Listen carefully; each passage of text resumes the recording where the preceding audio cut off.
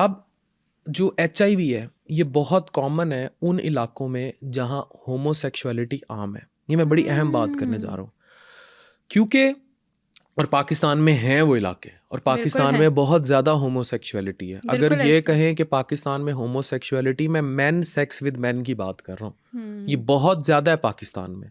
झूठ बोलते हैं, बकवास करते हैं, कोई स्कैटर डाटे की बात नहीं करते। जाके देखें एड्स के HIV टेस्ट कराएं, आपको पता लग जाएगा। और फैल कहाँ से रहे हैं?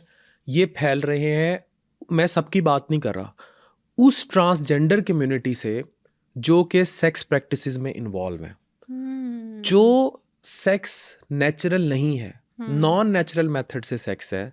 यानी कि आप स्ट्रेट सेक्स, स्ट्रेट तो खैर रिलेशनशिप्स में भी हो जाता है, लेकिन जो आप नॉन नेचुरल तरीके से कर रहे हैं सेक्स, जो नेचुरल तरीका नहीं है, तो उसमें म्यूकोजल पेनिट्रेशन ज़्यादा है उस जरासीम की as compare to straight sex के या उस सेक्स के जो एक नेचुरल तरीका है। तो नॉन नेचुरल मेथड से आप अगर पेनिट्रेट करते हैं तो म्यूकोजा डैमेज होने से HIV की ट्रांसमिशन बहुत बढ़ जाती है। ये आया भी अफ्रीका के बंदरों से था, ठीक है। इसका पहले नाम भी गे रिलेटेड इम्यूनो डेफिशिएंसी सिंड्रोम था, जिसे बाद में चेंज किया गया acquired immune deficiency syndrome AIDS में 1980s में ये आया था। और इसकी बुनियाद अफ्रीका में मंकी थे ख़ास किस्म के, और वहाँ वो उनके साथ सेक्स ही करते थे और नॉन नेचुरल ही करते थे, जिससे ये फैला था। ये उसकी बेस है।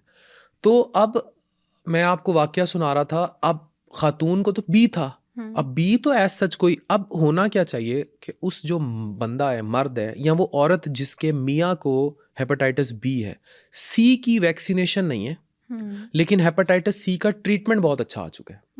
Once you get PCR positive, qualitative या क्वांटिटेटिव गोलियां 3 या 6 महीने में वायरस चला जाता है। फिर जीनोटाइप्स पे भी डिपेंड करता है, लेकिन पाकिस्तान में जीनोटाइपिंग इतनी कॉमन नहीं कराई जाती, तो PCR तो उसका तो इलाज है, मतलब वो तो बहुत बड़ा वरीसम साइन नहीं है, लेकिन उसका PCR पॉजिटिव रख के सोए रहना इज़ अ वरीसम साइन। अच्छा, ये अगर एक दफ़ा हो जाता है हेपेटाइटिस और वो रिकवर हो गया, बिल्कुल ठीक हो गया, और उसने 2, 4, 5 साल के बाद शादी कर ली, तो क्या ये दोबारा होने के रिस्क या चांसेस बढ़ जाते हैं? यस डेफिनेटली, हेपेटाइटिस बी और सी की जब एंटी HCV आपकी बॉडी में है, या HBsAg जो सरफेस एंटीजन पॉजिटिव हो आप, तो there are chances of relapse of the virus.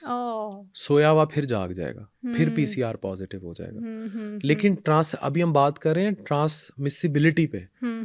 जो मोस्ट कॉमन कॉज है सिंध और बलूचिस्तान में बी के फैलने की, वो वजह है वर्टिकल ट्रांसमिशन, माँ से बच्चों में, ठीक है। बाप को था, बाप से माँ को लगा, माँ ने वैक्सीन नहीं कराई हुई थी, माँ से बच्चे में चला, बच्चा पैदा हुआ, उसको ना वैक्सीन लगी ना इम्यूनोग्लोबुलिन्स लगे। अच्छा, ये जो डिफरेंट टाइप्स ऑफ वैक्सीनेशंस भी हम करवा लेते हैं, जैसे अभी वो रिसेंटली आपको पता होगा कोरोना वैक्सीनेशंस भी हमने बहुत करवाई, और उसके बाद अगर मैं अगर अपनी मदर की बात करूँ तो मेरी मदर की बॉडी पे बहुत ज़्यादा ईचिंग स्टार्ट हो गई थी, बहुत ज़्यादा ही स्टार्ट हो गई थी, और उन्होंने दुनिया जहान के एलर्जिक सेंटर्स को जो है विजिट कर लिया।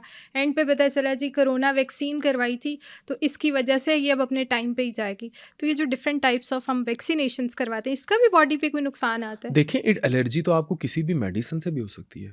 मतलब there are, I have seen cases, एक पेशेंट को सिंपल एंटीबायोटिक लगा, वो उसको रिएक्ट कर गया, पेशेंट वहीं मर गया। ये तो एलर्जी किसी को किसी भी वैक्सीन या ड्रग या मेडिसिन से हो जाना, it is how your body type responds. Organs भी इफेक्ट हो सकते हैं, जैसे हमारे लिवर, लंग्स या कोई भी? वैक्सीन से तो नहीं होते। नहीं होते।